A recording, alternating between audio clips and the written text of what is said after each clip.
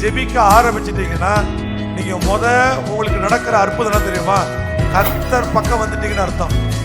ஜெபிக்கலனா, ஆராதிக்கலனா, வசனத்தை தியானிக்கலனா அவர் கூட தான் இருக்கிறீங்க, ஆனா தூரமா இருக்கிறீங்க. அதுதான் கெட்ட குமாரன். அப்பா பிள்ளைதான், சொத்தெல்லாம் வாங்கிட்டாரு, அப்பா சொத்து தான், அவன் சம்பாதிக்கல, அப்பா சொத்தோட வெளியே போயிட்டார். தூரமா இருக்கிற வரைக்கும் பன்றியின் உணவு. அப்பா வீட்டுக்கு வந்த உடனே என்ன கிடைக்கிறது? மோதிரம், குளிச்சு நல்ல ட்ரெஸ் சேர்த்து மரியாதை. அவர் பக்கத்துல உட்கார்ந்து நீங்க பேசுற ஆளா இருப்பீங்கன்னா உங்க மேல பரிசுத்த ஆவியின் வல்லமை இறங்கும். கர்த்தர் உங்கள் மூலமாய் வெளிச்சமாய் வெளிப்படுவார். உங்களுக்குள்ள இருக்கிற துர்நாற்றங்கள் வெளியே போகும்.